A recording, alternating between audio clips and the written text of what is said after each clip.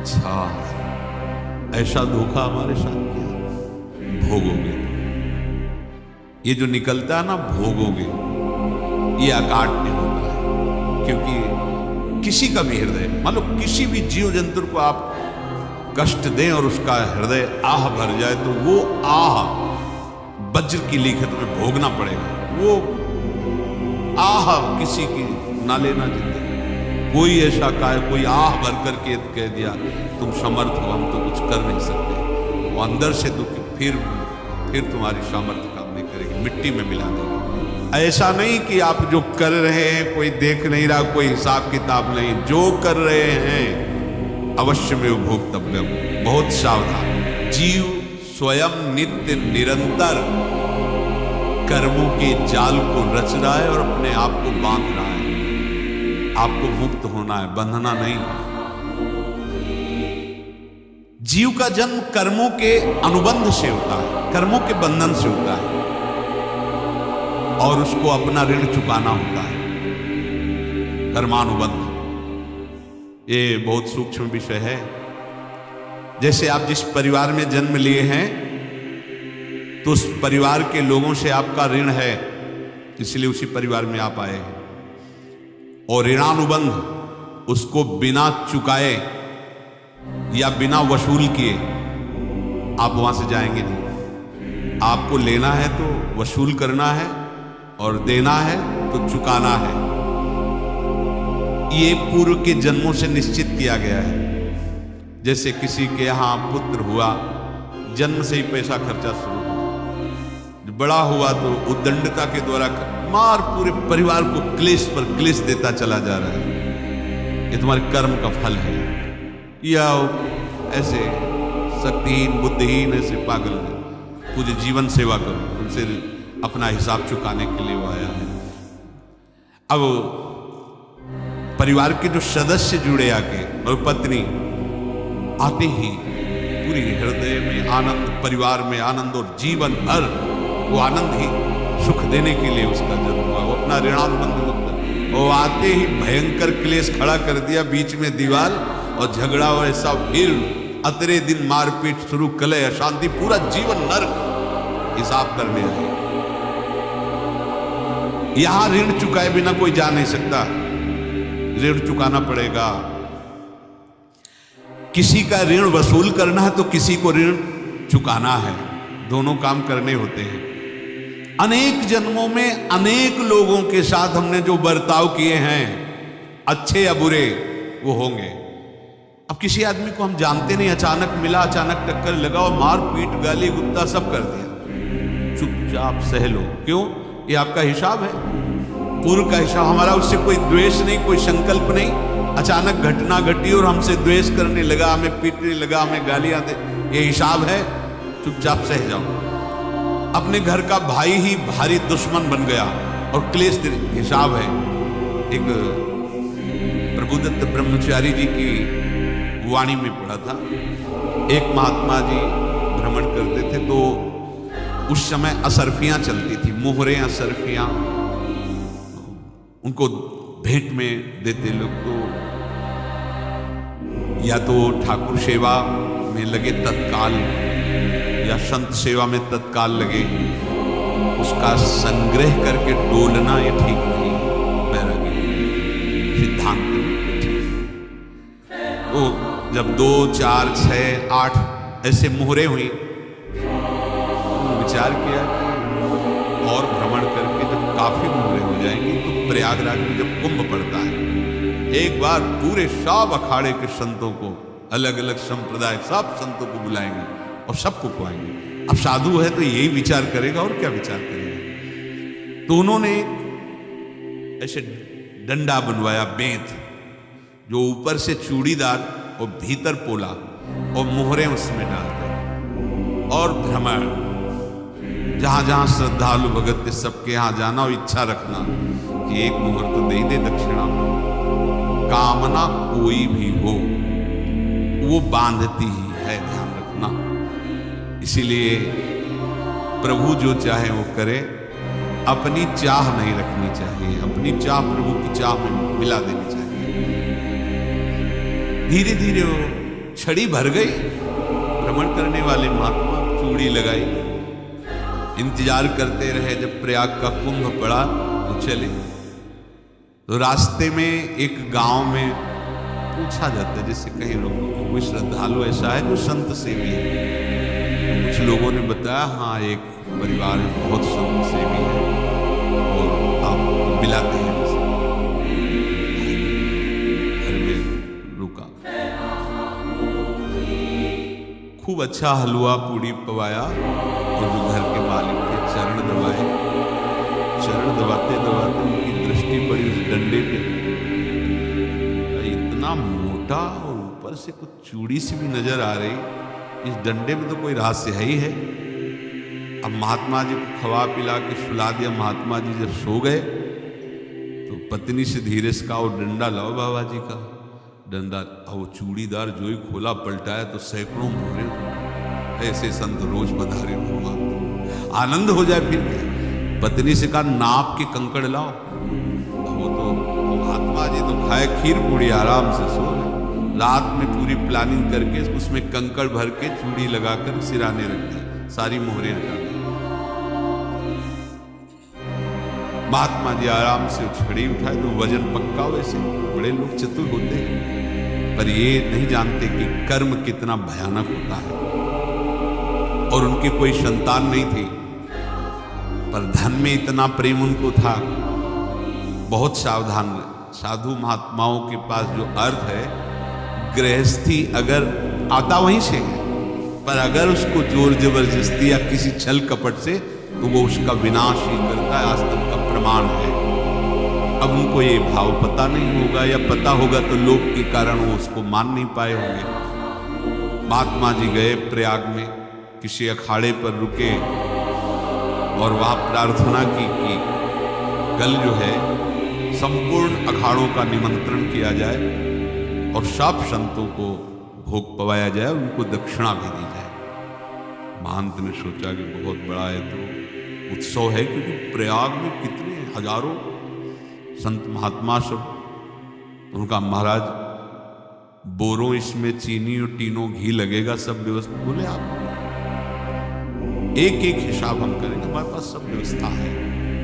बोले कुछ तो पहले दे दो, इकट्ठे देंगे। उनको था कि अगर छड़ी खोला और दो चार मोहरे दी, किसी को पता लग गया तो गड़बड़ हो सकती। बोले हम भंडारे के आखिरी सब कुछ आपको दे देंगे। ठीक है। वो अपने पास से पैसे लगाकर जितना सामग्री सब लाए लाखों की और सब संतों को निमंत्रण कर दिया। संत जन निमंत्रित हो गए, भंडारा बन रहा है। तब वहां की महानता है उनका देखो भंडारा भी बन रहा है, संतों को निमंत्रण। अब आप अर्थ की व्यवस्था कीजिए, क्योंकि इतनी बड़ी हमारी सामर्थ्य नहीं थी जितना हमने किसी तरह हमने ये व्यवस्था की। अब मुझे अर्थ चाहिए, तभी आगे की व्यवस्था बढ़ेगी। संतों को दक्षिणा देंगे और जिनसे अर्थ लिया उनको दे। देखो रसोई बन गई सब। उनका छत में विश्वास नहीं तो चूड़ी खोली। उनको तो था ना कि मोहरे हैं। कितना उनको सदमा लगा होगा, हजारों संतों का निमंत्रण, रसोई बन, मतलब संत हो के छल कपट। तो उनका महाराज आपने तो हमारा नाश कर दिया, जो महंत थे। अब बताओ रसोई बन गई, संत निमंत्रित हो गए और आप ये कंकड़ दिखा रहे हैं हमको। आपने तो हमें बर्बाद कर दिया, हमारी इतनी सामर्थ्य नहीं थी, आप पहले बता देते। संत होकर ऐसा छल कपट।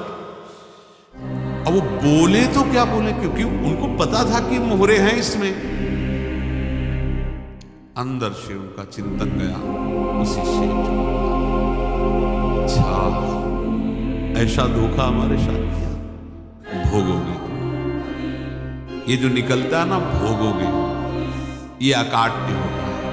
क्योंकि किसी का भी हृदय, मान लो किसी भी जीव जंतु को आप कष्ट दें और उसका हृदय आह भर जाए तो वो आह वज्र की लीक है, तुम्हें भोगना पड़ेगा। वो देखो भीष्म जी को भोगना पड़ा। सांप को ऐसे धनुष की नोक से उठाया और बंबूल के कांटों के ऊपर फेंक दिया। कई दिन तक छेदा हुआ, वो आह भर करके मरा। तो आपको 6 महीने बाणों की सैया पर आह किसी की ना लेना चाहिए। कोई ऐसा कोई आह भर करके कह दिया तुम समर्थ हो, हम तो कुछ कर नहीं सकते। वो अंदर से दुखी, फिर तुम्हारी सामर्थ्य काम नहीं करेगी, मिट्टी में मिला देगी। फिर ये तो संत थे और भगवत आराधना के लिए, संत आराधना के लिए ही ऐसा किए हुए थे। अब इनका कैसे मुंह दिखाएं? अब क्या करें? सुबह संत जन आएंगे, सबके बीच में हमारी कि देखो इन्होंने, अब क्या करें? गए और संगम में जाके छलांग लगाई, अपने प्राण दे दिए। अब उनके तो पास मोहरे थी और व्यापार बढ़ा और 9-10 महीने बाद ही लड़का हुआ। अब तो उनको आके संत फलीभूत हो गया, व्यापार चल रहा, लड़का नहीं होता था, लड़का भी हो गया। बड़ा आनंद छा रहा है। जब से वो प्रकट हुए और धन की वृद्धि शुरू हो गई, पढ़ाई लिखाई में उनके खर्चा हुआ, बस बीमारी शुरू हो गई उनके शरीर में, अब उसमें पैसा जाना शुरू हुआ। इतने आसक्त तो वो दोनों हो गए कि कुछ भी हो, व्यापार ठप, संपत्ति बेचना शुरू। तो उन्होंने कहा कि बेटा मैं क्या कर सकता हूं तुम्हारे? बोले हमारी अंतिम इच्छा है प्रयाग चलो, और जितने प्रयाग में संत महात्मा सबको एक बार भंडारा करो। हमारी इच्छा अंतिम है, क्योंकि अंतिम यही इच्छा थी। बोले अब ज्यादा संपत्ति तो नहीं रह गई, तो बोले घर बेच दो, मेरे लिए ही तो है, बेच दो। मुझे लगता मैं बचूंगा नहीं, पर मेरी अंतिम इच्छा पूर्ण हो। घर बेच दिया, जेवर बेच दी, वहां गए। जब संत सेवा की तो बोले मुझे संगम तक ले चलो। संगम तक ले गए और बोले समझे तुम चुराए थे और हमने उसको छीना है, कुछ नहीं रह गया तेरे पास कुछ, अब केवल ममता और आसक्ति में जलकर मर और नरक प्राप्त कर। मैं वही महात्मा हूं जिसकी तूने मोहरे ली थी। महात्मा को जन्म लेना पड़ा और इनको दुर्गति भोगनी पड़ी। ऋणानुबंध होश में, ऐसा नहीं कि आप जो कर रहे हैं कोई देख नहीं रहा, कोई हिसाब किताब नहीं, जो कर रहे हैं अवश्य में भोक्तव्यम, बहुत सावधान। अनेक जन्मों में अनेक लोगों से जो कुछ लिया दिया है, इस लेने देने को मिटा देने के बाद ही तुम मुक्त हो गए। इसीलिए एक उपाय है, लेना न देना मगन रहना। क्या? मालिक को समर्पित हो जाओ, मालिक को अपना माना हुआ समर्पित कर दो, खत्म। अहम त्वाम स्वरूपाभ्यो मोक्षयिष्यामि, सब खत्म। आगे पीछे लेना देना सब खत्म। एकादश स्कंद में भगवान श्री कृष्ण चंद्र ने कहा जो मेरे चरणों का आश्रय लेकर मेरा भक्त मेरा भक्ति करता है, उसके पितृ ऋण, मातृ ऋण, देव ऋण, ऋषि ऋण, सब ऋणों से मैं मुक्त कर देता हूं। बस यही एक उपाय है जो इसके बंद करने का उपाय भक्तों के लिए है, वो यही है, भगवान की शरण में होकर अपना माना हुआ पूरा भगवान के अर्पित कर दो। अर्पित करने का तात्पर्य उसमें अहम हटा दो। तदीयम वस्तु गोविंदम तुभ्यमेव समर्पये। जिनसे तुमने सेवा करवाई है उनकी सेवा करनी पड़ेगी, जिनसे तुमने जो कुछ लिया है उनको देना पड़ेगा। ये लेने देने का व्यापार जब तक समाप्त नहीं होगा तब तक तुम्हारा जन्म मरण चलता रहेगा। अब आपको यहां समझना है, यदि आपसे किसी ने पैसे लिए बेईमानी करके नहीं दे रहा है तो आप उसको गाली मत दीजिए, आपने बेईमानी की थी इसलिए आपकी बेईमानी हुई है, ले गए, कोई बात नहीं है, बंधन से मुक्त हुए। जो बोझा था चला गया, उसको ऐसा ना देखे कि ये बेईमान हमारे रूप में मार लिए, अब जो कुछ होगा देखेंगे। अगर आप आगे नया कुछ करते हैं तो फिर आगे का हिसाब आपको भोगना पड़ेगा, ध्यान रखना। ऐसा नहीं है कि आपको भोगना नहीं पड़ेगा। एक ही उपाय है कि अब जो शरीर धारण के इसी में जो भोग ले आगे ना होना चाहिए। तो क्या करें? सर्वतो भावेन भगवान ये तो सर्वाणि कर्माणि मयि सन्न्यस्य मत्पराः अनन्येनैव योगेन माम ध्यायन्तु उपासते तेषाम् अहं समुद्धर्ता मृत्यु संसार से। ये बड़ा कठिन है पार होना, कोई छोटी मोटी बात है। एक महात्मा बाल्यावस्था से भजन करते थे, शालिग्राम भगवान पास रखते थे और उन्हीं की आराधना करके बस पाठ, नाम, जप और भ्रमण करते थे। यौवन अवस्था थी, गंगा जी के किनारे अपने ठाकुर को विराजमान करके स्नान करने के लिए कपड़ा ही उतार रहे थे कि 90 लोग आ गए, भाला तलवार सब, मारो मारो इसको मारो, घेर लिया। तो उन्होंने हाथ जोड़कर कहा हमने क्या अपराध किया, कोई सुन ही नहीं रहा। तो उन्होंने कहा मार तो डालोगे ही आप 90 लोग, हम कोई अस्त्र शस्त्र तो लिए नहीं, एक बार हमें गंगा में डुबकी लगा देने दो और अपने ठाकुर को स्नान करा देना, फिर इसके बाद भगवत इच्छा से लोग रुक गए, स्नान किया और अंदर से प्रार्थना की, प्रभु ये क्या लीला है, आपके सिवा मेरा कोई है नहीं और ये मुझे मारना चाहते हैं। तो भगवान ने जानते हो क्या कहा उनके अंतर में, तुम मेरे में ध्यानस्थ हो करके शरीर को छोड़ो, ये लोग मारेंगे। ये मेरे भजन का फल है कि तुम्हें 90 जन्म नहीं लेना पड़ेगा, एक ही जन्म में 90 मिलके, तुमने 90 हिंसा की थी पूर्व में, तो तुम्हें 90 बार जन्म लेना होता और एक एक करके मारते। ये मेरे भजन का प्रताप है कि एक बार में ही 90 का हिसाब हो जाएगा। तुम आंख मूंदो, मेरे ध्यान में मगन रहो, मेरे प्रताप से तुम्हें कोई चोट नहीं होगी और स्वाभाविक मूर्छावस्था में प्राण तुम्हारे छूटेंगे। ऐसा ही हुआ, ऐसा हुआ। तो ये बात समझ लो कि ये जो कर्मानुबंध है, ऋणानुबंध है। अब देखो, अगर शाप महात्माओं ने दिया कि तुम्हारे वंश का इससे विनाश होगा, तो भगवान भी परम धाम जा रहे तो उसी कील से, बाण की नोक में जो मछली लील गई थी छोटा कण, उसी से की नोक बनाई और उसी नोक प्रहार किया। भगवान के श्री चरण में वही बाण की नोक लगी, भगवान ने स्वीकार किया। भगवान का बड़ा लीला विचित्र है। अगर छुप करके उधर रामावतार में बात, तो इधर स्वीकार किया है भगवान ने। ऐसा कहीं नहीं दिखा कि मैं भगवान हूं, मैं अपने लिए, ऐसा नहीं दिखा। नारद जी का हित किया पर नारद जी ने श्राप दिया तो भगवान ने स्वीकार किया। बंदरों ने ही सहायता की, जैसा बोले थे वैसा। ये लीला इस शरीर में भोगनी पड़ेगी। हाँ, ज्यादा को कम में भुगता देंगे, पर अब अगला शरीर ना मिले, इसके लिए सर्वतो भावेन भगवान के आश्रित हो जाए। जैसे आपने दुकान फैला रखी है तो उसमें दो काम होते हैं, लेना और देना। किसी को उधार दिया है तो हमें उसे लेना है, और कोई नगद देकर सामान ले रहा है तो उसे सामान देना है, या उधार लिया है तो हमें उधार देना है। अब अगर दुकान बंद करनी है तो तुम्हें देने वालों पर जोर देना है, लेने वालों पर जोर नहीं। लेने वाला तो जवाब क्षमा किया, समर्पित किया, हमारा कोई संबंध, खत्म हो जाए, वो खुशी हो जाएगा। लेकिन देने वाला तुम अगर दुकान भी उठा दोगे तो जहां भी रहोगे तुम्हारे पास वो आएगा, लाइए हमारा। तो देने पर नजर रखिए, जिसका जिसका हिसाब है वो आपके सामने आता जाए, हटाते जाओ। लेने पर नजर मत रखिए और दुकान फौरन उठा दीजिए, नहीं अगर लेते देते रहे तो चलता रहेगा। आगे चलकर कुछ लेना न देना, मगन रहना बस अपने प्रभु के चिंतन में। अब हम कैसे जाने कि किसको क्या देना है, हमें क्या पता। हम पूरा हिसाब जिनको पता है उनको दे देते हैं, समझ रहे हो? उनको पता है क्या लेना है क्या देना है, इनके पास पहुंच गए, सरकारी हिसाब से सब बराबर कर देंगे।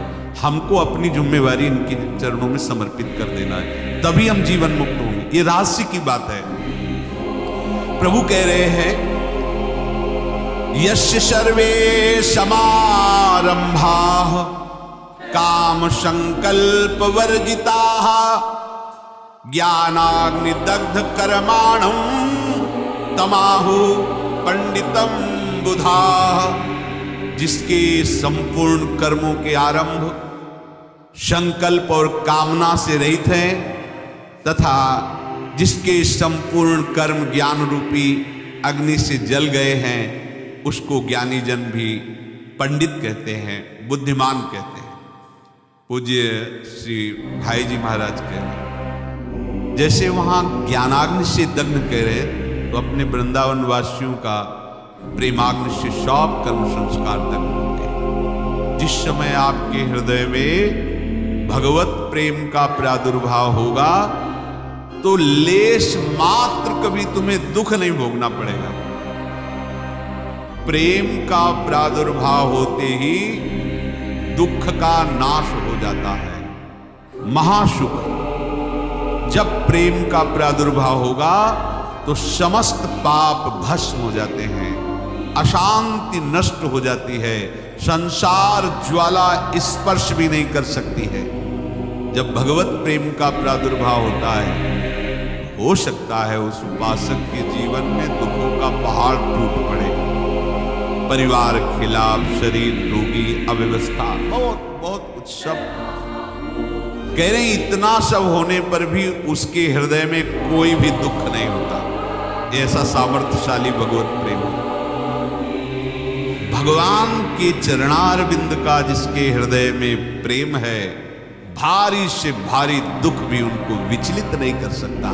तो आज की प्रवचन आपको अच्छी लगी हो तो वीडियो को लाइक करें और ऐसे ही प्रवचन सुनने के लिए चैनल को सब्सक्राइब करें।